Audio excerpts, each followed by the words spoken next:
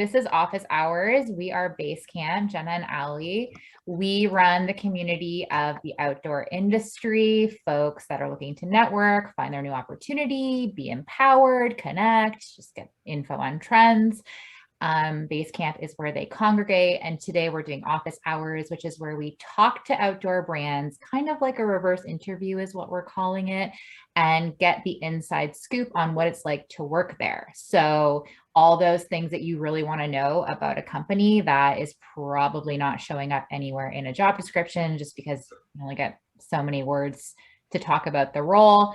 We're going to go in deep tonight with OutsidePR. We have Gordon Wright, who is the founder, and we have Jess.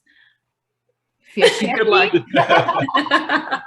I used to be Smith. It was so much easier. It was wonderful when you were Jess. The president, and they're going to tell us all about what it's like working for OutsidePR, why they're different. They are actually quite different than a lot of companies when it comes to their approach to workplace culture and hiring. And we're going to let you ask your questions as well about what it's like to work there. So thank you so much, Gordon and Jess, for being here. Thank you. You're so good at this. Holy moly. It's like being on a call with two celebrities. Oh, thank you. And Ali, can you just go over a little bit of housekeeping for our guests about if they do have a question, what to do? Yes, absolutely. So sorry, I've got a feisty little one. Hold on, I'm going to hand her off 1 second. This is real life, everyone. Okay, so yes. So if you have a question during the conversation, Jenna and I are going to kick things off. We're going to warm everything up, kind of ask some questions to Gordon and Jess, and get the conversation going. And if you have questions during the conversation, throw them in the chat. And as we're talking, we are going to basically call on you and hope that you will come on camera and ask your questions directly to Gordon and Jess, because we like seeing your faces far more than we like seeing ours. So please don't hesitate to throw your questions in the chat. It's a great way to get face time and ask anything that's on your mind about OutsidePR, PR, anything that, the outdoor industry, whatever you have on your mind. So. And let's just hop in by talking about how OutsidePR started, where you're located, and just a little bit about like your mission, what you're doing here. I guess I was present at the founding, so I'll take that, Jess. We started in 1995, so it's been going 26 years now, almost exactly. And it was quite small at the beginning, really, for the first 10 years. We're based in Sausalito, California, which is in Marin County. Nominally, I say that nominally because we really only have 3 or 4 people who are in the office, and we're sort of spread out throughout the entire West with a really healthy overrepresentation in ski towns.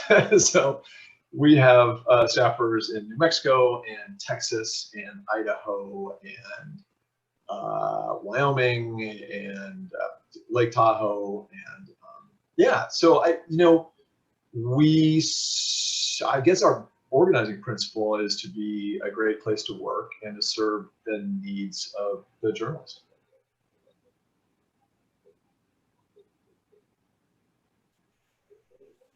And Jess, how did you join? Like, what was your journey into OutsidePR?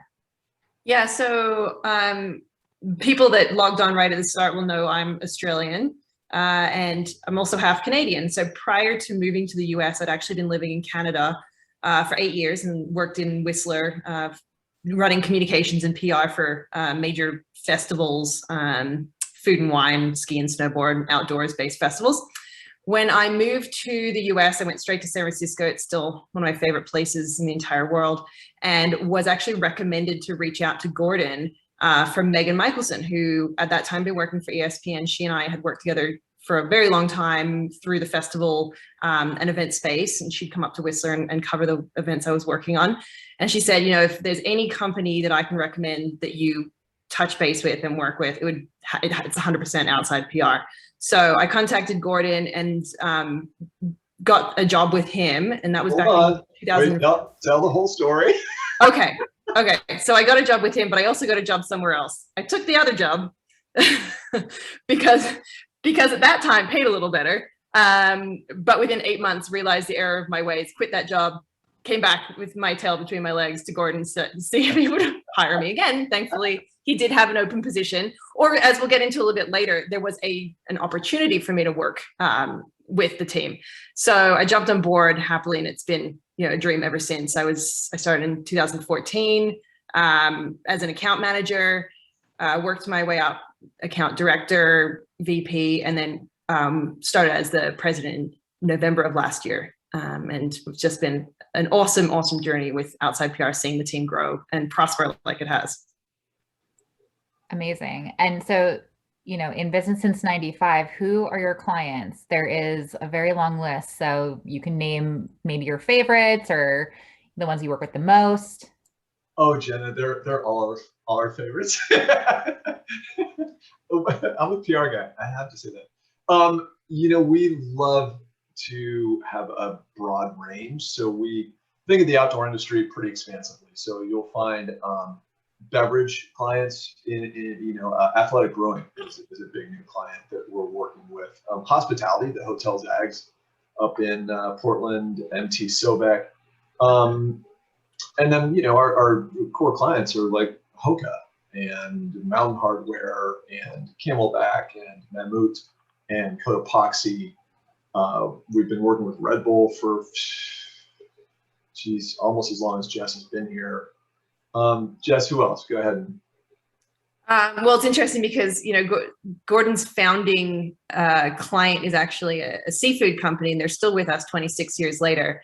Just sort of shows that sort of loyalty and that the value in partnership. So we really run the gamut from, you know, ingredient brands like Downtech up to the big behemoths like Hoka and Camelback, Mountain Hardwear they mentioned. We have Decked and Sun Valley, which are both Sun Valley, Idaho based brands. We represent Snow Basin on the resort side of things as well. So yeah, it does cross the gamut from our very, very endemics like Injinji toe socks all the way up to, you know, hospitality, food and beverage, and mainstream consumer. Also a real love for women-owned brands. So Title IX is a client, as well as Machines for Freedom. So we dig that. So yeah, I think right now there's about 28 clients. We could be off by one. Amazing, 20 clients. So you talked a little bit about how your team is spread. How big is your team, and how do you work together, you know, in this sort of remote environment? Well, we've got 13 people right now, Gordon, is that right? I think it's 14, but yeah. 14. And, you know, just like we mentioned, we sort of jumped on the remote working sort of structure a number of years ago prior to COVID, forcing everyone to do such a thing. And we really saw the value in being able to sort of attract and then maintain amazing talent in different locations around the US. Specifically, you know, like Gordon said, we do seem to consolidate a little bit in mountain towns, but that seems to be where a lot of talent gravitates to in order to facilitate that work-life balance, which we really value as well. So allowing people to work from wherever they're comfortable or where they can afford, where their families are located, means that we have an incredible sort of opportunity to tap into a much wider base of potential talent and expertise. Obviously, there are some holdups with that. You know, you don't get together as often. You know, last year, not discounted, it is harder in terms of being able to do that face-to-face connection, which we all love, especially being in the communications field. We're all about relationships. So there's a little bit of a, you know, that's tough, but we at OutsidePR like to do, every quarter we do a get together in person, when we'll be having our first for this year. We're actually including last year too, because of travel problems, in October out in Marin. But we do try to get together as much as possible, making sure we're online, you know, talking via Zoom or Slack or Google Hangouts every single day, making sure that communication is really streamlined and consistent, just to make sure that we're all staying super connected. Okay. And before we kind of do like the speed round and get into like, you know, the nitty gritty and the compensation and all those cool things, can you set the scene a little bit? Like, what are you doing day to day? What is PR? Are you just emailing media all day? Are you out in the forest testing gear all day? What does this look like to work at OutsidePR? That is a great question. The answer is yes. I like to joke we answer email for a living. That's a little bit of an exaggeration. We all are super lucky to work in the outdoor industry. If I had to do PR for a B2B cloud computing solution, I don't know how long I would last. So I really believe that the day-to-day work is communicating with editors. That could be proactive or reactive, depending if they're, journalists know that if they go to OutsidePR or a Verde or Backbone, they're going to minimize their work because it's likely that those bigger agencies will have a wide range of stuff that they can answer any questions that they may have. And our proactive work is sort of the most fun part of the job, where we get to pitch our clients either their products or their brand stories or their people. That's the part I enjoy most. But we are lucky because we do a lot of activations. We're sort of known for getting out of the office and doing fun stuff with the journalists. So that's the stuff we all live for. Tell us about some of those things that you've gotten to do out of the office. Oh my gosh. I'll let Jess actually does more than I do. I'll do it quickly. We were at the Western States this year. And this is kind of interesting because I'll tell you the whole story. We took, I think, 4 journalists to Western States, had a blast. It was on behalf of Hoka. Hoka, like OutsidePR, has a very progressive culture and is really actively dedicated to sort of diversity and inclusion values. And they've made a very stark request from us to make sure you have a wide representation of everybody in our media activations. That may make it a little bit tougher. We don't find it that tough. We fulfilled that, and the creators that were with us had amazing content that later, interestingly, we just hired somebody, a new senior account manager who is an avid follower of some of those content creators. And he's like, wait, you guys put on that Western States activation? I saw that stuff everywhere. And I'm like, God, that makes me happy. So Jess is the master. She used to handle the Pursuit series, which is that's one I was going to bring up for sure. Pursuit was amazing. I mean, that was an activation in itself anyway, consumer facing, but we did get to bring media to every single one of them. We had 3 a year over 3 years. So a number of media got to come along and experience it. And it was just 3 days of incredible outdoors immersion. We did everything from trail running and mountain biking to rock climbing, outdoor spa sessions, forest bathing, cooking classes. So that was to really showcase the entire experience. And what was really fun about that is I actually met a number of people at some of the later events that had read articles about the earlier ones that some of our really great media had put together and had actually attended because of reading that. And it's amazing to see some of the work that you do actually create some waves within the consumer base as well. It's very hard to quantify PR sometimes when someone explicitly says, oh, I read that awesome article in Men's Health and that's why I'm here. Kind of like, it was this like light bulb moment about the impact that you can actually have on that level of having media immerse themselves in a brand. And then the last big one we did that we had so much fun. We took 5 incredible women journalists to the Spearhead Traverse in Whistler with Mammut and DPS. And Cliff Bar as well, give them a shout out. They really fueled the whole thing for us and just had an awesome, 2 days traversing out to the Keys and Clare hut, staying over the night, checking out the skis, trying all the Mammut safety gear and really getting them to experience truly what all these brands are creating for everybody's use. So a couple of, highlights there, but we do, across all of our brands, dozens a year from 1-day fam trips to multi-day experiences. Yeah, so you guys are on the road quite a bit and across your whole team, probably everyone's sort of in and out of the office. Yeah. Their computer, their own office, their home. And what makes a good background for PR? That's something I'm really curious about. What backgrounds lend themselves to being, sort of apt to doing PR? Such a great question. I have a couple of thoughts, Jess, if you want me to lead. I find it super helpful to have a service mindset. And really what that means is just being helpful. Just you want to help people out. You have a high degree of empathy.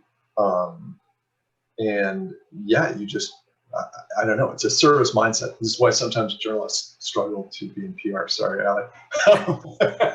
No, yeah, totally. No, I've been down that road. I was a journalist, I went to PR, and it wasn't for me. So there you go. Yeah, well, now I serve a whole community, but at the time.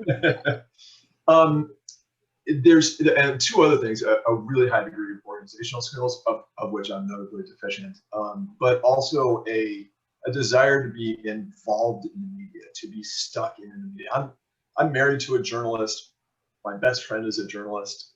Most of the people I know are journalists. I'm not. I'm a decent writer, but I don't know. Something powerful exists in being a part of the story, either creating it yourself and giving it to a journalist and having them run with it, or collaborating with a journalist who already has an idea and maybe you can contribute to it.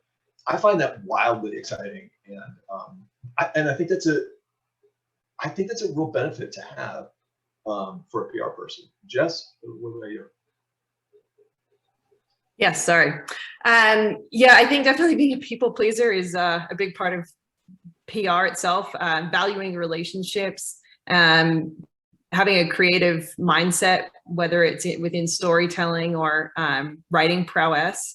There's a lot of different components, but I certainly think being passionate about the brands that you work for is imperative. A lot of people will look at PR as just a byproduct of marketing and are happy to work in, super dry or uninspiring industries. Not to say that cloud computing isn't really interesting, and I'm sure there's a lot of people that absolutely live and die for it. But we're lucky within the outdoor space to truly work with brands that we're super passionate about. You wake up every day stoked to connect with these people, to tell a story, to draw out. I mean, sometimes some of our biggest brands, they don't always have news, but what it takes for a PR person to draw out that news when there isn't any is a big part of what makes a good PR person as well, is really finding that nugget of gold and what's newsworthy potentially when there isn't even any news. So that's, I would say, along with what Gordon all said as well, that's probably a big part of what it takes to be in PR. Okay, so it sounds like somebody maybe even with a customer service background that is just really passionate about making sure people have the right fit or get things explained to them in the way that suits them. And, that communication is serving different levels of people, different types of people. Am I gleaning that correctly, that communication piece is key alongside that service piece? There is, as long as there is an understanding and an avidity for the media, because if you're not interested in the media and how it works, then you're missing the whole role of what we do, which is to serve as the fulcrum between our clients and the journalist. In fact, a standard question that we ask in every interview, God, maybe I'm giving this away, sorry, but I'll flop it out there. It used to be what, the question used to be, what do you read? As print subscriptions have gone down, that has turned more into what media do you consume? And it is astonishing how often that stumps people. And if we just get TikTok and Instagram, that's not a good answer. Not that those aren't an important part of what we do, but if you're not stuck in the media or just don't have an interest in it, well, that's what we do. Okay, that's actually really helpful because that's maybe telling a couple people that this isn't for them, who maybe thought that the activation piece, the marketing piece, the selling of the product was really what you would be doing day to day versus creating relationships with media. And I think that there's a more traditional element which is larger perhaps than some folks thought. So I think that's very important to know. So thank you for that tidbit. And I want to know, now that we're understanding a bit more about what you do, can people support a family in this role? It sounds really fun. Sounds amazing. Can you actually make a good living? And can you expect every year to work at OutsidePR and get a pay raise and grow at this company? That's a great question. I'll lead off, Jess, but jump in. Please, no, you go. We're super proud that in the last year, I believe, 14 months, we've had 3 staffers, including Jess, buy homes. So that's like a huge rite of passage for those people in their 30s. I'm long past that. So yeah, the nice answer is PR is pretty well paying. We're in a little bit of an awkward position because we get paid by our clients at the outdoor industry rates. So our retainer, which is the basic level of being paid, you know, they just throw a bit of money at you every month. And that's how you make money. Our retainer rates are lower than your B2B cloud computing big PR firm. And that's an okay trade-off, I think, for me, for Jess, and even for some of our workers. But we also have people who live in the Bay Area who are trying to raise families. So this is a great tool as a hiring person. There's a thing called Glassdoor out there right now. So I get to go out and compare ourselves and benchmark ourselves against the big PR firms. So I look up Ketchum, I look up Fleischman Hillard, and I look up Finn Partners and see what they're paying for their, you know, same titles, and that's where we are. So our pay is based off those big PR firms bands, and that's good news for our employees. And to your point around raises, Jenna, yeah, we do give raises quite regularly. Usually around we have a yearly review with all of our staffers. And if it was in person, Gordon likes to say it would always be over steak and martinis. But since we're doing it by Zoom, it's like BYO cocktails, and we do a really great get together, do a full review, and it usually comes with a raise. Of course, unless there's been a major issue, which would be standard across any industry, but a raise is ordinary every year. And then with promotion as well, we reassess where they're sat in terms of that bracket, and they're able to up to the next bracket for promotional raises. Awesome. So let's go right into the role that you all have open, and then we can talk a little bit more about kind of culture and benefits and all of that. Does one of you want to tell us about the specific role that's open right now? I will let Jess answer that, but I do want to get to Erica's question about small publications because I find that fascinating. Go for it. I didn't see all of it. I saw it flash up. Erica, do you want to ask about that? Yeah, if you want to say hi, just because we're happy to bring you up to the stage, and if not, that's okay too. Oh yeah, no, I'm happy to jump in.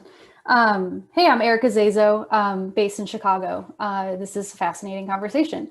I work in PR full time, and I'm also a freelance writer as a passion project in the outdoor industry. So as a passion project focused freelancer, I'm often curious how agencies view the freelancer landscape, smaller publications for some of these more niche writers in regional places like Chicago, trying to bring an outdoor name to the cities like us, and or other media that isn't your national name brand publication. I literally just got chills. I never expected such a good question on this call. So thank you so much, Erica. There's a lot. I'll try to make it short because I could go on for days upon days about this. My wife is a freelance journalist, so freelancers are our absolute best friends. They're hardworking. They're creative. They're just insane. I've been married for 26 years. I still don't know how my wife does it. She's incredible. And as for niche publications, there's, it depends. There's print versus online, but we pay attention to all of them as long as they're roughly related to our world, and if they have a sufficient readership. It doesn't have to be big. It can be as small as 1,500 if it's a really nice print publication. It does need to make sense for the brand. Like, are we giving away? Then you have to do a little bit of calculation. Like, if a guy who has 1,200 Instagram followers and a blog that nobody reads, and he's asking for a Mammoth avalanche beacon or a backpack, or it's probably not going to work. But we, like you, Erica, I do some freelancing. I've written for Runner's World and Outside, and podium runner, and back in the day was the editor of City Sports, the competitor in NorCal, which was a sister to Windy City Sports. So I think that writing is absolute, not needed, but a great way to hone your chops as a PR person, because you go through what other freelancers go through. You know the process. It elevates your writing skills. And yeah, I will stop there because I'm sorry, that's my jam. Thank you for that question. Cool. Thank you. That was awesome. Yeah. So Jess, tell us about the role. Like Ali said, you have a role open on your site right now. It's framed a little bit differently than a lot of companies. It is not as well defined as you might be used to. Most companies say we want this level of experience. We're looking for, you know, this person to have, you know, these skills, you know, this many years in the PR industry. You have an account manager or something to do with accounts, and that's really it. It's a very sparse role. So tell us about, first of all, why that is, and then we can go into a little bit more about like who you're looking for. Sure. Sorry if it's not built out enough. I actually thought we did have all of that in that job description. If it's not, I'll add it in because. Oh, sorry. I'm sorry. What I'm getting at right now is that you have an open role all the time. If you have an actual role there, okay, got it. There is an actual role on the site too. Yeah, that is my mistake. I'm sorry. What I'm trying to get at is that you have an ongoing rolling application. Okay, and I would love to hear about that. Yeah, love that. No, appreciate it. We do have a role for a PR account manager, which does have some more specific details on there, and people can check it out at OutsidePR.com. But to Jenna's point, we actually do have a sort of policy, an open application policy in a sense. PR is super fluid. There are brands that come and go quite consistently. We pride ourselves on having relatively long-term client relationships, especially in the PR world. Comparatively, we're doing really well, and we value the long-term ones, and they often show their worth once, you know, a brand understands why that longer-term relationship can be really productive for them. But on the other hand, clients do come and go quite quickly.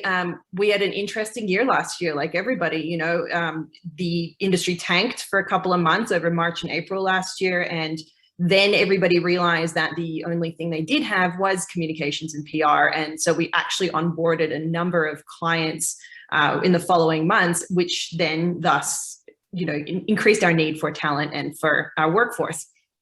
So at that point, we sort of adopted a open policy towards application submissions, because we did realize that in growing our company in the way that we wanted to, we did need to backfill a few roles. And we also want to be prepared for, as we continue to grow, that we've got talent ready to take on these new clients, and our A team is always showing up, and we're not scrambling at the end, you know, to bring in new people for when a new client happens to come on board. So we always, you know, encourage people to apply via our website or email Gordon and I directly with your resume, LinkedIn. We are accepting applications from coordinator level up to account director level and everything in between. Sometimes you'll find in PR, different agencies have different job titles. An executive may be higher than a manager at some places, and it's the opposite for us. Executive comes after coordinator, but before manager. So you kind of figure out those kinks as you have conversations with people, but getting that first interest and being able to sort of vet the talent, you know, as we are in a position of, you know, a little bit less of a time constraint, can be really beneficial to that relationship and that conversation. Gordon might have mentioned we just hired a phenomenal new superstar. He actually applied with us 3 years ago, just as an open application. We recognized that he didn't have a lot of agency experience, and our need at that time was for someone that was a little bit of a higher level of experience. So we gave him some suggestions of what we would see as valuable to his resume. He went out and achieved those, came back this year, applied for another role with us, and immediately got it. He just absolutely blew us away. So I would say that anyone, you know, even with a curiosity about how they can elevate themselves within the industry and within PR, to get in touch with the agencies or the brands that you are interested in, because they might be able to help steer you in the right direction. Even if you're not a fit at that time, later down the track, there's definitely opportunities. And once we have your resume, we will remember. You know, we keep them on file follow-up is always helpful, right? Because we do get hundreds and hundreds of these. So always feel like you can follow up, but at least getting that first connection, we really appreciate that and always want to keep an open door policy with them.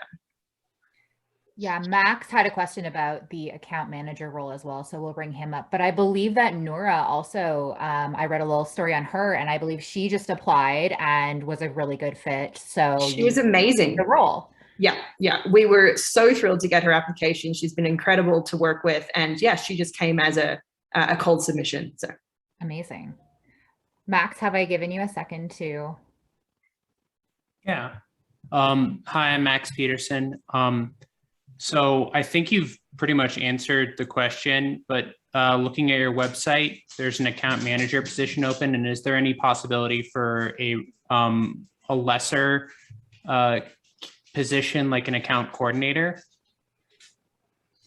That's a great question. The answer is yeah, get that resume in there, because that's it. It's funny that Jenna and Ali kind of honed in on this aspect of outside PR, because we didn't give it a second thought because we know it works. But the concept of having an open position is just a way to develop relationships. We never know, like, I'll peek behind the curtain. There's a couple really big pieces of business that we might get, in which case we're going to start leafing through those resumes really quickly. If we don't get them, we're good where we are right now. So I believe that, and I guess this is distinct or different. I believe that applying for a job is really important in this day and age of ZipRecruiter and stuff like that. It doesn't seem like that, but establishing a relationship with the business, following the executives and the account people on social media, interacting with them there, getting a resume to us, that's how you're building a relationship with that particular company. So I believe in it, and yeah, it absolutely wouldn't hurt to get your resume, whomever, whenever. That's and for people that, for people that value relationships, that's a really amazing piece of initiative to take as well, because that's what we're doing day to day with media, basically stalking them, follow them on social media, DM them, see what they like, where are they from, like how do we create that unique connection? It's not dissimilar from when you're applying for a job. You need to get to know the company you want to work for, like who are they, what makes them tick, how can I stand out from the pack to get a response? So it does show that you've taken that extra step to understand the brand on both levels. So tell us what you are looking for in this account manager position. So the one that we have right now is a 3 to 5 years of PR experience. We have noticed, we do get a lot of sales people who are interested, and I like Jenna's point of having that communication, and that relationship building aspect of sales expertise. But we do require some public relations experience in this. And the reason being is that we need somebody that already gets the media space. So do you have, your Rolodex of media contacts? And it, doesn't necessarily have to be in the outdoor space. We value people from all different industries, because that skill is transferable once you understand how to connect with the media and speak their language and write a fantastic pitch for them. You can probably get introduced and make those connections within the outdoor space and that mainstream consumer space that we work in. But that is part of what that job is entailing. So to Max's point about a coordinator, at that level, you'd be coming in, you don't need to have that connection with the media yet. That's when you're learning, you're sort of getting mentored by our more experienced staff. You'll get a lot more opportunity to learn on the go, understand PR from a foundational level. But the account manager level, you truly are client facing as well as media facing. So we do require that you have some experience within public relations, communications generally as a base level, but PR was a really great niche aspect to that.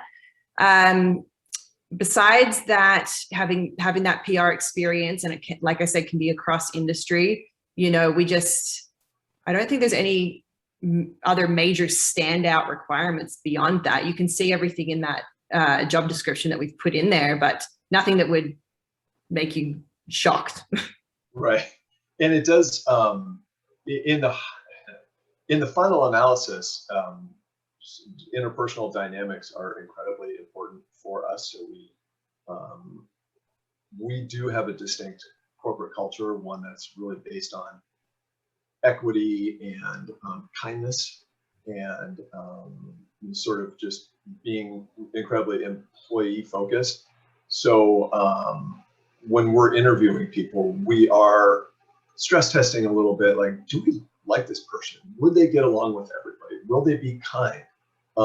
Those qualities are more important to us than, are they good under pressure? Are they a go-getter? We would much rather have a hardworking, nice person than some asshole. How are you assessing that? How do you know? You never know completely. I have misfired, before in hiring people. Because people are putting like their best self forward in an interview scenario usually. So yeah, sometimes you get tricked. I don't know. You can kind of tell. We have a pretty good track record. And the thing that people tend to say after they've worked here for a little while, Jess and I will touch base with them. How's it going? How's your first week? How's your first 2 weeks? How's your first month? Pretty universally, everybody that we ask that question to says, it's going great. Everybody's so nice. Cool. So yeah, we try to hire nice people. That's a good philosophy. And, we have a lot of questions too from the audience. So if you asked a question in the chat, just kind of be ready for us to call your name out. That was a little stressful. Like it'll be fun. But I really want to know about your approach to DEI, to diversity and equity within the industry. You did allude to it before with making sure that, I believe, like the media and the content creators were well represented across perspectives. On your team, how are you making sure that there's diversity in your ranks? And then follow-up question to that is, when you do hire someone that doesn't look like everyone else, how are you supporting them in that transition to your workforce? That's a great question. I'll let Jess handle the first part of it, though. Yeah, thanks for that, Jenna. It's an interesting question because it's something I think that we've all really it has been under a magnifying glass this last 2 years around how brands and companies and individuals are doing better within this space. We have constantly strived to better ourselves within a really homogenous industry, and we'll continue to do that. One of the things that we did early on in 2020 was actually implement a JEDI task force. There was 3 of us on that task force. We're a small agency, by the way, it's 14 of us. So it's, when we look at these project-based opportunities and how we can elevate people's voices and do better across our brands as well, we're coming from a real place of truth and meaning and honesty. Our JEDI task force was headed up by an incredible woman of color, and she really helped spearhead, our next movements within both hiring, consulting for our brands, as well as doing some pro bono work. So making sure that the people that were leading those projects and task force were from communities and backgrounds that were able to speak those honest truths. As a white woman, there's some things that I have to say, but they're not nearly as valuable as someone who comes from a different, more diverse cultural background. So we made sure that people that wanted to be part of that JEDI task force they were leading it. They were able to give most of the recommendations, and we could work together with our clients really closely in terms of, what was going on in the world. And we obviously faced a lot of issues last year with having to provide feedback and consultation to brands around a lot of social justice issues. So a couple of things we did was making sure that we were sharing resources. So we're constantly learning, reading. We did diversity and equity training. We attended a number of courses and seminars. We included all of our team on the JEDI task force sort of communications chain. So everybody had an opportunity to weigh in and give feedback and provide perspectives. We increased our hiring processes. Obviously working with Basecamp was fantastic, making sure it was on Mellon and Basecamp and Patagonia's sites. All of the different job boards that, had maybe flown under the radar before, and thankfully became a lot more accessible and front of mind last year, we made sure we were there when we did have jobs. Otherwise, it was just please just come to our site and apply. We're always available. So in hiring, we have increased our diversity in the last year in terms of representation within our team as well. In your question in terms of the support that we provide for people internally, again, that kind of harkens back to our Jedi task force, which is open to everybody. And we are doing some pro bono work. We actually worked with an Olympic athlete, a Antiguan freediver, and a couple of smaller brands to support them pro bono over the last year as well. And that allowed for anyone within our team to get involved with that. So that was a really great way for people to sort of find those connections, create those relationships, and start those conversations in a comfortable and safe space. Yeah. Even in hiring another woman of color recently, and there was over several interviews. This was her last interview, and you have to white knuckle a little bit, but you have to ask an important question, which is, I know that you're probably used to being in all white or majority white spaces. That's going to be the case here. What can we do to support you? So I found it, and she's really appreciated that question. We had a really productive chat about it, and so yeah, just being honest and not avoiding that issue is probably the best bet. Thank you for that. That was insightful and definitely inspiring, I think, hopefully for any other brands listening in on the call. I wanted to bring Andrea, I'm looking for your name here in this long list of great questions, Andrea Kurth up to ask her question. So Andrea, if you're still on the line, we'd love to hear from you. Sure. Hi, Andrea Kurth, and I'm based in Frisco. Thanks, Justin and Gordon, for being here. I'm really enjoying this. You all talked a little bit about advancement opportunities and company structure. So I think the structure piece you explained really well, but wondering if you can talk a little bit more about raises and promotions, and especially like moving up in the company. And I think, Jess, you mentioned you've done it almost all, so. Yeah, I'm going to let Gordon take this one though, as founder. Wait, you're the president. No, yeah, advancement here is, I guess it's not a given. It's just that we haven't had anybody who hasn't, which is maybe proving a negative.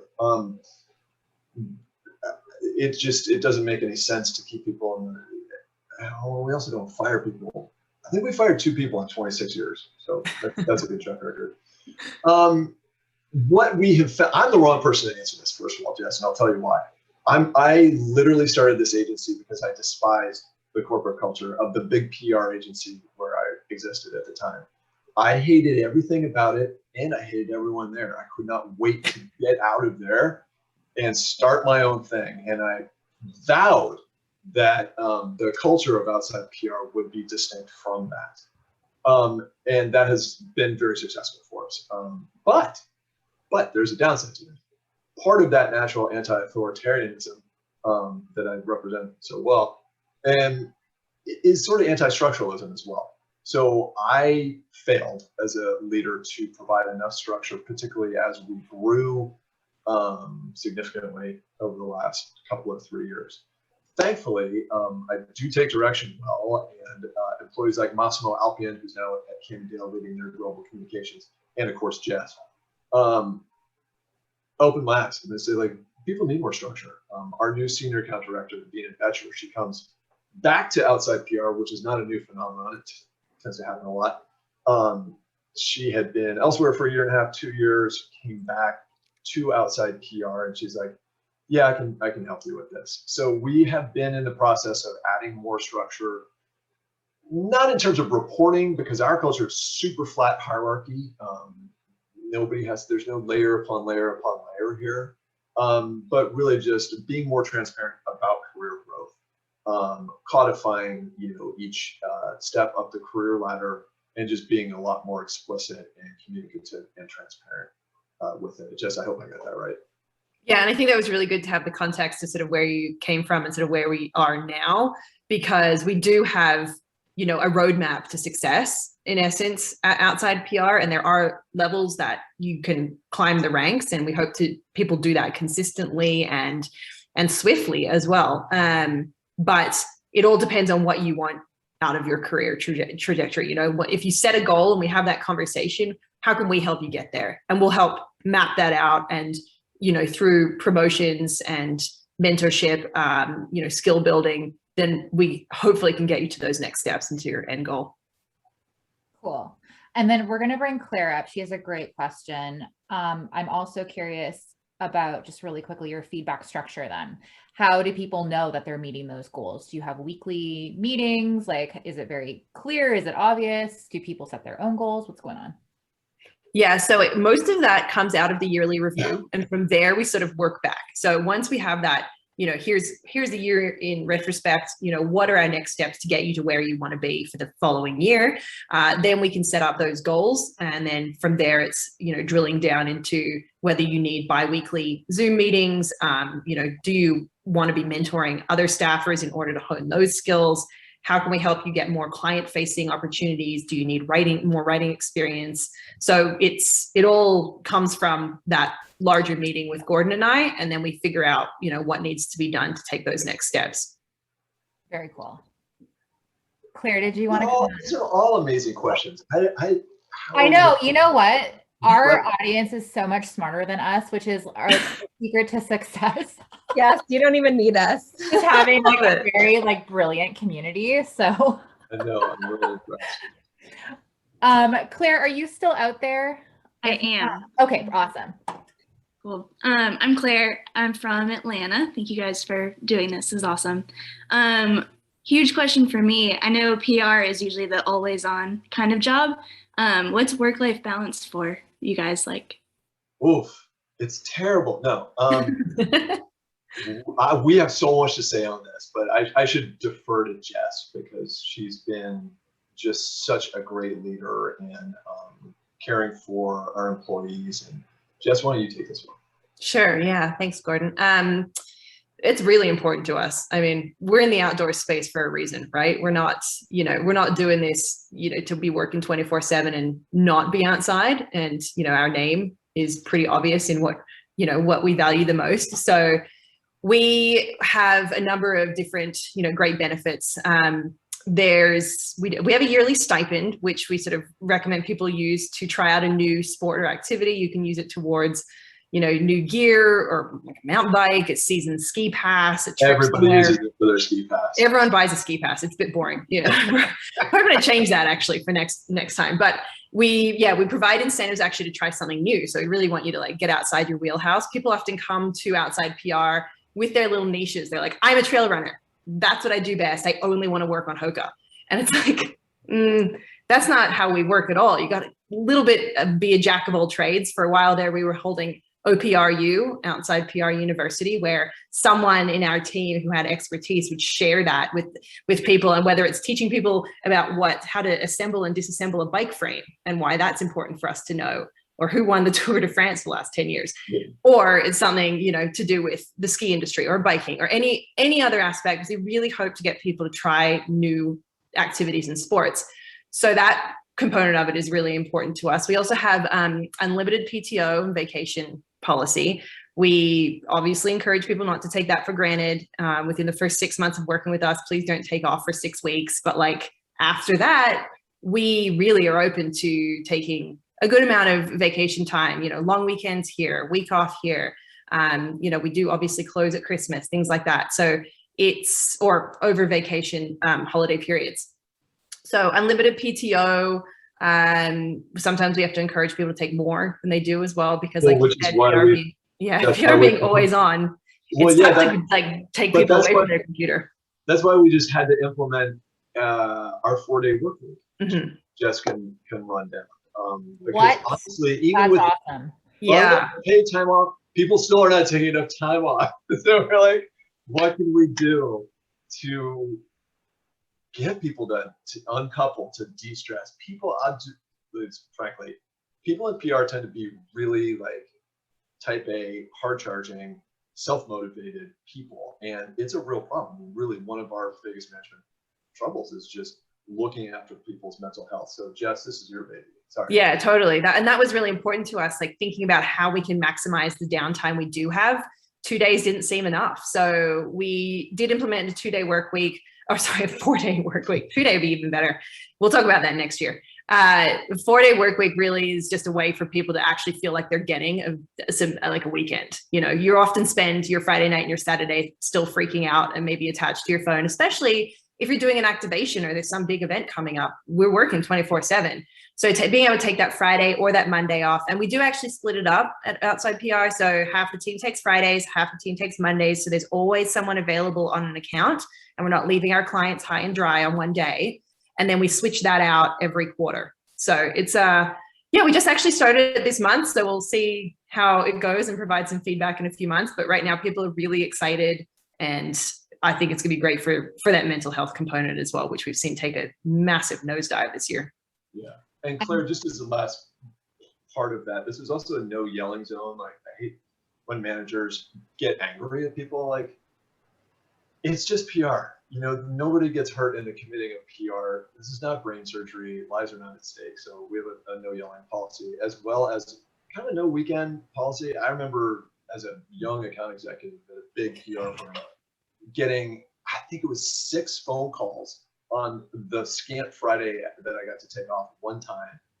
And it was like, there's nothing I could do. I was gone. I was on a fishing trip, and I was just getting hammered up until like 11 at night on Friday when I'm trying to get drink with my buddies. It's like, I'm like, that's horrible.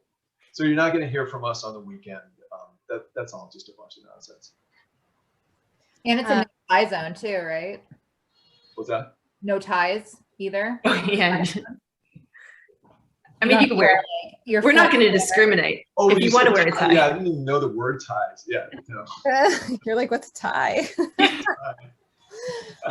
Jess, I want to hear a little bit about just as a fellow mom, like what has it been like for you as a mom at Outside PR? And you have a wee little one. Like, have you been able to take that PTO and really indulge that work-life balance? And have you been supported in that?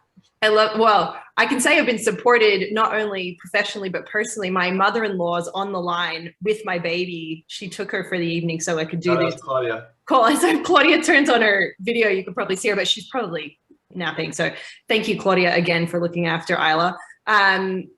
Absolutely have been supported. I mean, Gordon, I feel so lucky because Gordon being the founder, he really, and quite liberal. Can I say that? You're a liberal chap. He definitely values family time and family values generally. So we have an exceptional maternity and paternity leave policy, in my opinion. I don't know enough maybe about the US policies as well, because I've really only worked at Outside PR since living in the US.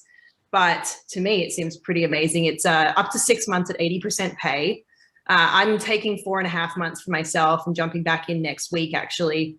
So wrapping up my mat leave now, but having that financial support while you're, bonding and spending that time with your child, it's just been absolutely incredible. And that applies for maternity and paternity, same amount, same financial support.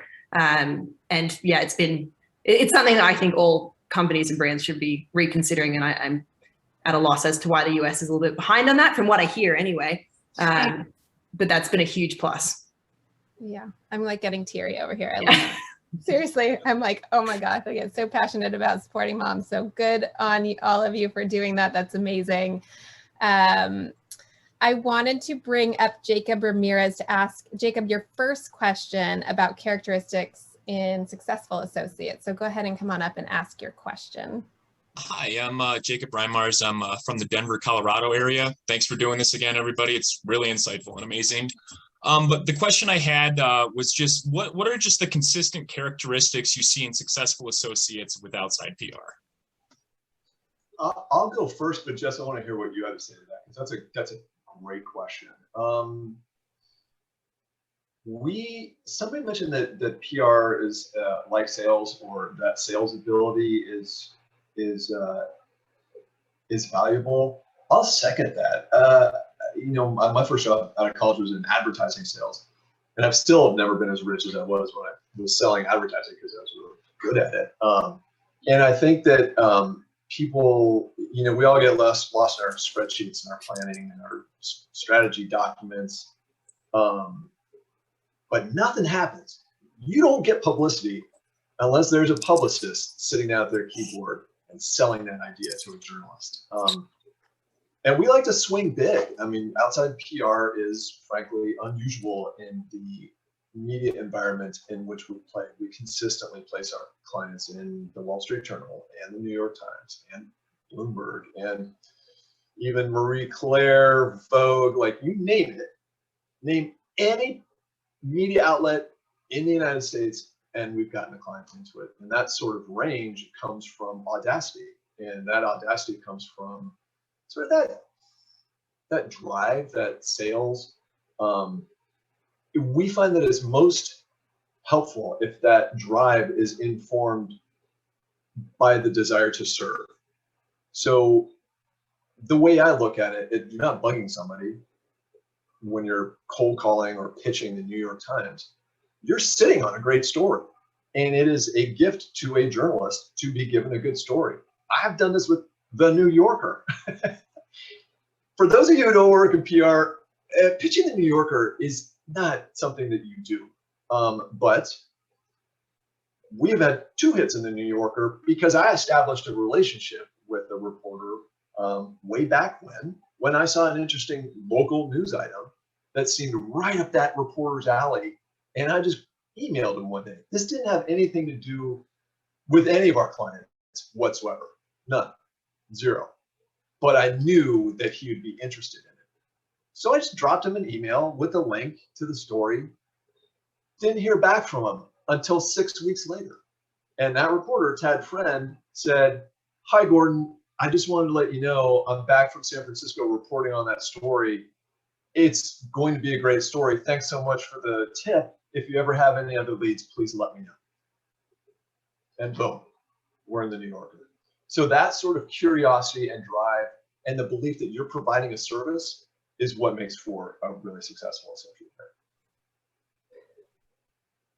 Very cool. Yeah, pitching is definitely an art, isn't it? And I feel like some people get it and then other people struggle through life like me. So Andrew had a really fantastic question as well that I feel like piggybacks on that in terms of what you're looking for in candidates. So Andrew, if you want to ask your question. Hey all, so happy to be here. Thanks for everybody's time. Gordon, I love listening to you talk about earned media, a huge earned media enthusiast. You've certainly done yourself no disservice in, garnering future applicants for these positions. We all want to do a great job. We all want to put our best foot forward with our portfolios, with our CVs. What are you most interested in seeing from future applicants? A successful pitch reel, media kit examples? What kinds of work would really set us apart as applicants? That's a great question. Oh, I'm so glad that came up because we have, I'll let Jess give the answer because it used to be like if you played rugby in college, then you got an interview here because that was my life. We've gotten a little more serious since then. So Jess, why don't you handle that one? Yeah, I love that one. I remember one time Gordon allowed a potential Olympic javelin thrower to come in and get an interview with us despite having zero experience just because she was going to be an Olympian. And I was like, well, I mean, I guess we got to take the call, but you can definitely impress Gordon with any kind of varsity experience, sports experience. But we also would really, really value writing examples. And I love everything, Andrew, that you put into that question there. Media kits, it's a great idea. I actually never asked for media kits, but I'm going to now because I really think that's something that's not usually shared, but heck, why not? We usually ask for some of the pitches and press releases you're most proud of. We also ask for any hits that you placed across a gamut of different industries. So, if you're if you're coming from more of a business and a trade perspective, we want to see what are those highlight pieces that you've placed, and maybe the pitch that got you there. And yeah, the press releases are just really important, even though, you know, they can often be dry and pretty similar. It's great to just see what angle and, you know, voice you're giving to those. But the pitch is what really stands out to us, is what kind of voice and messaging tactic are you taking for your clients and what's landed well. So definitely anything you're proud of should be included in that, but you don't need to dive too deep. We will ask, you know, for follow-up pieces, but straight off the bat, press releases, pitches, hits, and throw in that media kit if you want to. Yeah, and you can even see, just for those of you who dive deep into our website, if you click on the hamburger, you'll see our blog and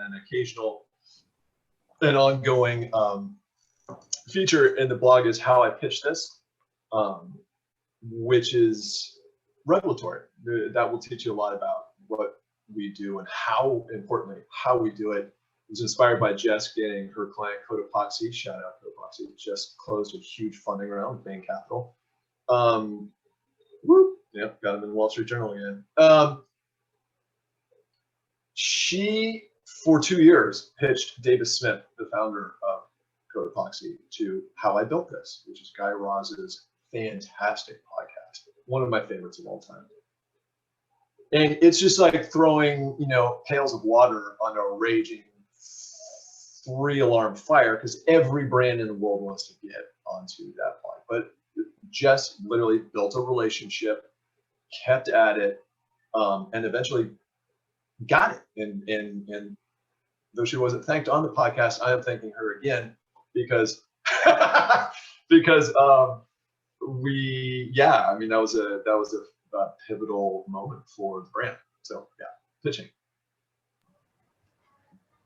We have a great question from Jessica, but before we bring Jessica up, I would love to hear, just as you're talking about, Jess, like, how is success communicated, and how do you communicate feedback to your staff? Obviously you're celebrating Jess here, but I'd love to hear how it goes down normally. Oh yeah, that's such a good question too, because we love doing that. I mean, it's a big part of, so we live behind the scenes, right? Like everything we do is pretty much, you know, we hand off all of the accolades and the praise to the brand and the clients, and they revel in this amazing like halo of sunshine. And we sort of take that step back and we're like, we know what we did, but we're not going to talk about it because, you know, we're in PR.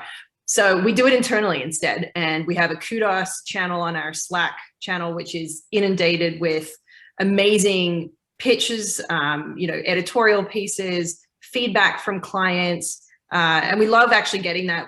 You know, we will get a lot of emails from clients directly saying, you know, so-and-so did such a brilliant job on this campaign, or we're so proud of this hit. We make sure we share that with the entire team, and those are celebrated. And then we often, you know, we make sure we're sharing those spotlights on LinkedIn, our social media as well, so that more people know about that. But internally, it's really important that our staff know that they're super valued, because you don't always get the recognition from the client. You know, Gordon has some famously amazing stories of landing incredible hits and then, you know, getting backlash because maybe the picture, you know, in the piece wasn't the desirable colorway or something like that. So when there's slight misses like that, but we see what our team has done and pulled off and the hard work, the literal blood, sweat, and tears behind it, we make sure we share that everywhere. Awesome. And what about communicating feedback when people do, you know, need a little bit of extra help or support to get them, you know, across the line?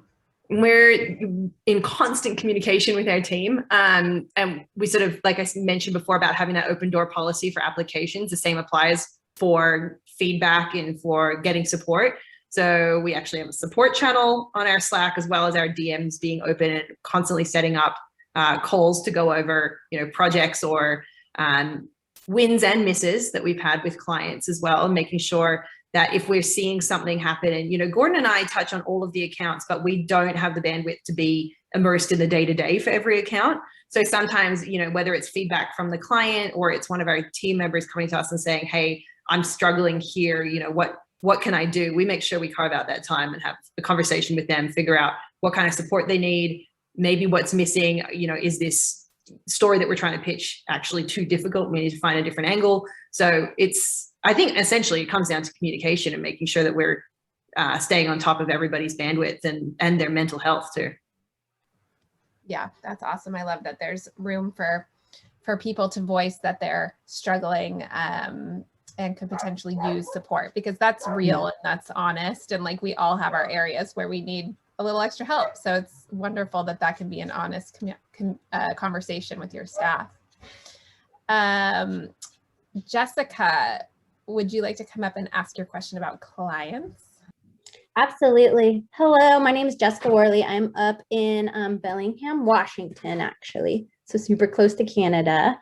But my question to you guys is, I'm just very curious about, why, what are your company's like greatest strengths? Like, why do people choose Outside PR just as a client?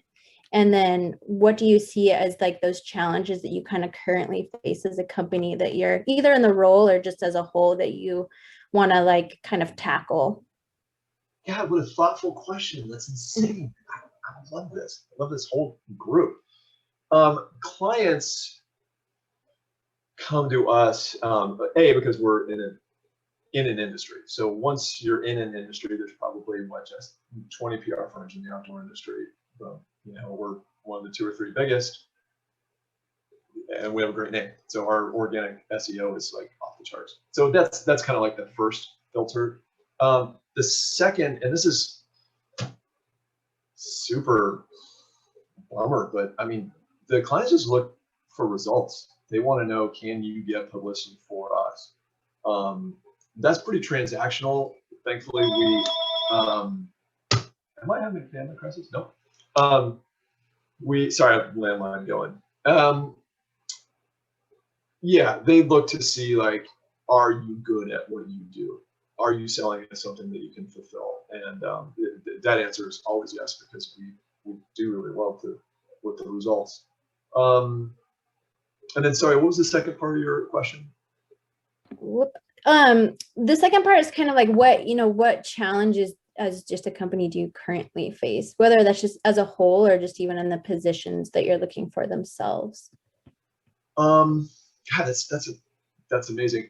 Honestly, Jess, I'll let you answer this mostly, but like personally, like managing our growth is my biggest personal challenge, and making sure that we have adequate personnel and resources to adequately serve everybody and continue to do a good job. Because if we don't do a good job, all of a sudden, then it's like the tide going out. Like, it all starts with results and doing a good job for the client. If you're not doing that, then I think cataclysm will follow. I don't know.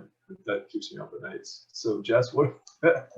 No, I totally agree with that. I think it's all about that sustainable growth for us, because we are boutique. We don't want to lose our company culture. We were based on something really true and honest and real. And that's super important to us to retain. So as we grow, and that means, adding more remote staff, adding bigger brands, a more diverse set of brands, diving into different, more intricate levels of public relations, we need to do that in a really sustainable way, because first and foremost, our employees are, we're an employee-centric company. So maintaining, their health professionally, personally, the bandwidth, staying on top of, their support needs, that's really important to us. And if we get too big, we could lose touch of that. And that's not the direction we want to go. So as we grow, we do like to actually, have conversations with our staff about, how do you feel in this current moment about how the state of the union, what's your feeling? What can we do better? And we actually did this on a call a few weeks ago, which was really valuable, and just asked, what would you like to see out of Outside PR? Do you like the direction we're going? Are there certain clients you think we should be going after? Where could we improve culturally? What structural changes would you like to see? So we do have a pretty transparent, open policy when it comes to figuring out what's going to better our agency and be better for our staff. So that's, making sure we're taking all of that feedback on board and implementing that.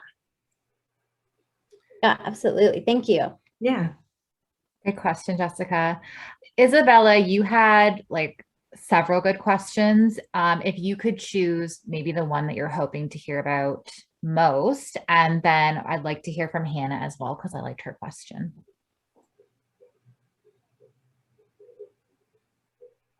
You're muted, Isabella. Oh, whoops. I never do Zoom, so this is fun. I am Isabella. I live in Santa Barbara, grew up in North Carolina. I'm a freelance photographer. And so some of the things that I'm seeing with brands, whether they're local or a bit bigger, is that they are starting to use like diverse bodies in front of the camera, which is really awesome, but sometimes it can come off a bit performative. Have you guys encountered companies that aren't hiring diverse people internally in invisible spaces? And how do you manage that and like check that? God, that's a great freaking question. Jess and I both, well, I'm still on the Hoka account. I work day to day, day in and day out on the Hoka business. But they're a great example of a client that we seek out because they're completely authentic and dedicated. And also, interestingly, we were specific. Can I say this? Yes. Keep it amongst us. We were specifically instructed not to make a big deal out of their incredible commitment to diversity and equity and inclusion. And because I said to Martha Garcia, my boss down there in Santa Barbara, I'm like, you guys are so good at this and so advanced. She actually runs her own DEI consulting agency now, has left Hoka. But I'm like, this is a news story. Long prior to the summer of George Floyd.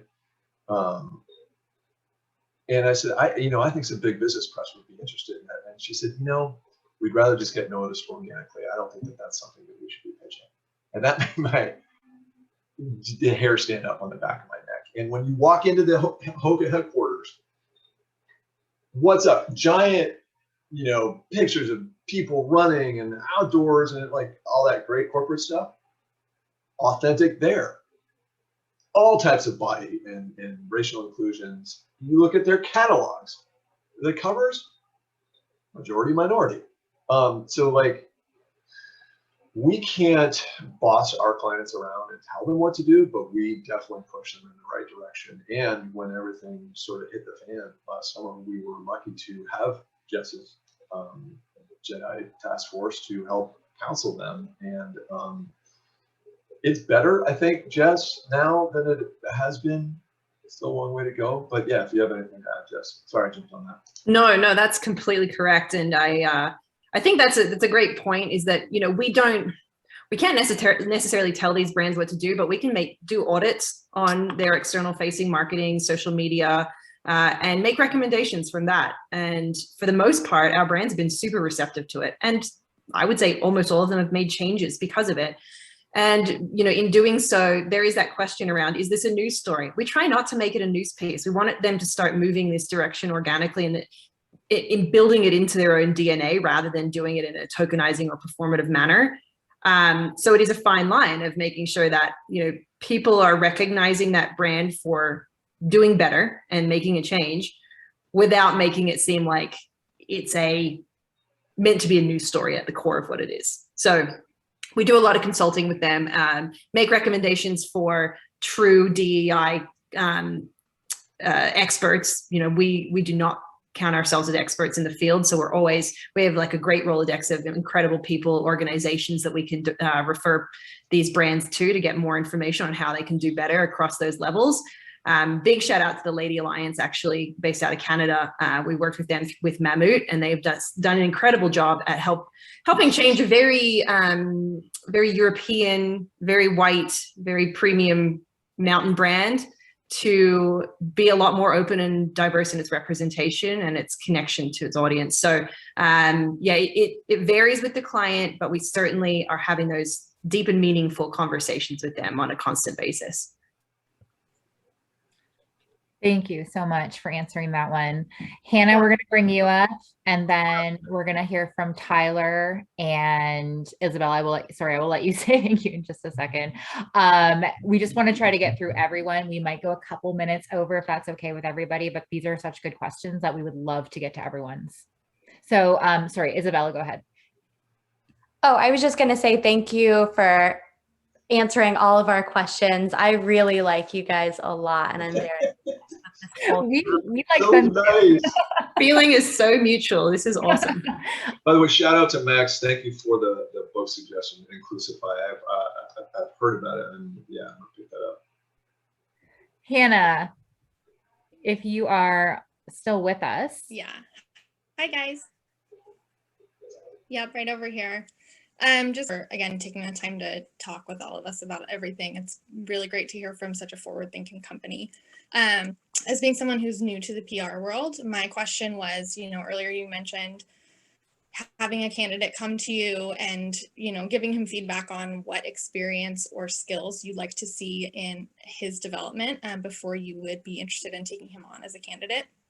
So I was curious what those skills and experiences specifically were. Like, what would be your ideal candidate history? And if you guys would be so gracious as to share that with us.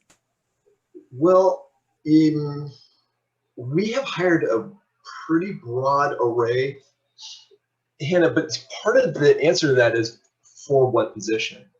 If you're an account coordinator or even an assistant account executive, we don't need you to have PR experience. It'd be cool if you majored in it, but that's not, you don't learn anything in college anyway. So I should know, I was in college for 6 years for my bachelor's degree. So yeah, however, like the farther up the ladder you go, we had to turn away a really appealing candidate who really wanted to get into PR. He has since gotten into PR. We worked with him a ton. He's at a magazine that you've all read and seen, and we liked him. But, it was for a fairly senior position, and he didn't have any PR experience. And we had to just say, I'm sorry, but no. So the farther up the food chain you go, and Tyler, I think this speaks to your question too. Yeah, gotta see some PR experience because it's just too big a gamble. And a person would be overwhelmed. They're like, I don't know any media. Well, that's fine. Now, you don't need to know. Our most recent hire did come from a PR firm, but he came from a giant PR firm, Fletcher & Hillary. And he was pitching prunes and tractors. That's okay. We don't need for him to be, to know about running. He's an avid outdoors person, but he doesn't need to know everything about shoes or backpacks as long as he has an enthusiasm for it, as well as that PR experience. So I hope that answers your question. Yeah, absolutely. That definitely speaks to the type of people that you're looking to bring onto your team. So very valuable information. Thanks. Thank you. So we have Liz, Estelle, and Addie left to ask questions. So Liz, if you're out there, you have a really cool question about transitioning industries that we would love to get in front of Jess and Gordon. Hi, yeah, sorry about that. I was just trying to unmute, but I had a question. I actually have more than a decade worth of experience in journalism, and I'm looking to transition into PR. And so I was just hoping to get some tips on that. Jess, if you don't mind, can I jump on that one too? I would love you to. You definitely have more experience in that than I do. Liz, it's possible, but interestingly, I've laid out this path to at least two people who neither of whom took it up, which I find interesting. My wife gets calls all the time. I want to be a writer. What are the paths? My wife lays it out. Nobody does that either. And the path to changing industries can be done in as little as 1 year. But what it involves in to transition from journalism to PR, which is just a half step over the threshold, because it's a lot of the same skill sets, just start doing PR. The answer is, if you want to do PR, do PR. So if there's anything in your community, a community group, a church, a women's shelter, anything that you believe in, even it could be a local park conservation, anything, you go out and you volunteer to do PR. With your background as a journalist, you are already halfway there. You can fake the other half and learn a lot as you're faking it. and then you have that background. And if you came to Outside PR and you had 12 years as a journalist and a year's worth of, hands-on volunteer work, we would absolutely interview you. Because that may seem simplistic, and I could feel free to shoot me an email, but yeah, it's doable. Thank you. And then Estelle, very cool question about like this new trend of lifestyle and a lot of outdoor brands kind of breaking into the fashion industry. Hi, yeah, I'm Estelle. I'm based in Boulder, Colorado. I was really curious. I feel like Hoka is a really good example. I saw Arc'teryx recently is also a brand that's been really popularized in like fashion trends and Carhartt and Dickies. Have you been seeing kind of a shift in the media that you're interacting with? Are these brands kind of hoping to maybe appear in, a different kind of area of media, I guess, if that's kind of the crowd they're trying to attract? I love that question, Jess. Yeah, I mean, it's absolutely the way that most brands are going. And Gordon can speak a little bit more to that with Hoka. But we do that for almost all of our brands. As an outdoors industry-based agency, people often come to us to break into the outdoors, but there are also a slew of outdoor brands that are trying to break similarly into that mainstream consumer space. And we are one of the few agencies that walks that fine line between the two industries there. So we actually can, I think Gordon spoke to this before, we place articles in, Cosmopolitan and Vogue and GQ almost as often as we place in Gear Junkie and Outside. So depends on the desired trajectory of the brand, but for the most part, they're wisening up to a wider demographic of consumers outside of the outdoor space. So it's quite fun. Cotopaxi is another good example of that, because at first we were brought on obviously with our prowess in the outdoors, and they just wanted to get authenticity and trust within this space. And as we progressed, I work almost solely within mainstream consumer now. Awesome. Thank you so much. Yeah. Question. And Addie, we're going to close out the audience questions with yours. Awesome. Thank you. Hi, Jess and Gordon. Hi, Addie. Good to see you. Hi, good to see you again. I just have a question about the value of PR these days. And I know, Gordon, you mentioned that it's astonishing how many people don't consume media. And we know that print is on a decline and has been for a long time. And digital is closely attached to SEO now. And so I'm just curious what you say to people who think PR may be a dying field and how you communicate the value to your clients. What a great question, and so great to see your face. I have thoughts about this, Jess, if you want me to handle this. Thumbs up from Jess. I think it's more needed than ever, because how are you going to stand out unless you absolutely pump money into paid SEO, search terms and buying AdWords, or even paying influencers, which is so transparently, problematic a lot of the time.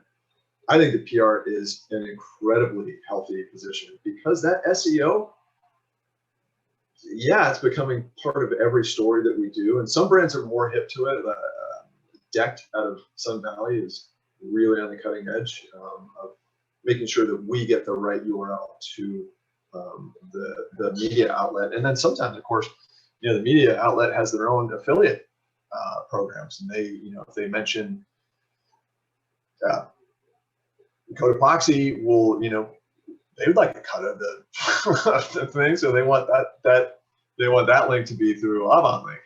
So there's a little bit of negotiating and some forward-thinking awareness that we're doing, so that our communications, our pitches, have the right links in advance, so that it's sort of baked into the start of the conversation. But yeah, honestly, as far as the future of the PR world, I think that earned media is only going to get more and more critical. Now, the bigger maybe existential threat is just the loss of printed titles, which is almost complete. I mean, it's been just a collapse.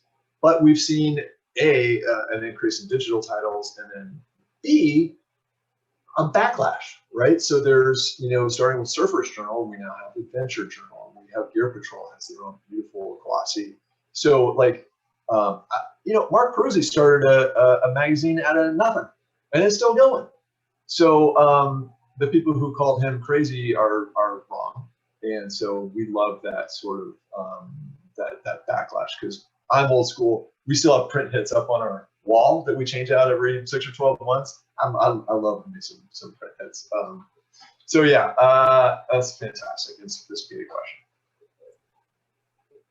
Yeah, all of the questions have been absolutely spectacular tonight. You guys are wearing us out. It's like unbelievable. I know, it's the best. We sent over a list of questions and we're like, but by the way, our audience will have better ones. So we'll probably abandon these halfway through and just let folks speak. Gordon and Jess, is there anything that you would like to say before we go that we didn't get a chance to touch on, but is a message that you would like to have out there about Outside PR? Take that. Well, firstly, just want to say thank you so much for having us. This has been so fun. And it's, after being on mat leave for the last 4.5 months, my brain is mush and I feel slightly more prepared to go back to work next week now, having reminded myself about what my job is. But I really value this time with you guys. I just want to say, we have open doors. Please email Gordon and I with any questions, send through your resumes if you're interested, even just start a conversation about, what it might be look like to work with us, or about what the industry is all about. I think I mentioned this before, but we're entirely an employee-centric agency. We really, really value the health and positivity and productiveness of our staff, and we hope that our team supports each other similarly. So that's who we hire, and that's what we value. So that's pretty much all I have to say. Well said. What's Jess? You guys are awesome. Thanks for this. Yes, this was so good. Thank you so much for being here. For everyone in the audience, again, this is office hours. Please tell your friends, because we're going to be talking to new companies every week. I think that Outside PR is going to be hard to beat in terms of company culture. I will say that, but we will have a replay available. So everything that was said, if you didn't take furious notes, you can go back and look at it on our YouTube, and we're going to send the link out, and we'll also include a link to Outside PR and how you can get in touch with Gordon and Jess and that little application site, for you to get in touch with them. So thank you again for being here. Yeah, Loved everyone being on the call, and what a great time. Yeah. Thanks everybody. It was fantastic. All right. Thank you so much. Have a good one. We'll see you all soon. Thank you. Bye.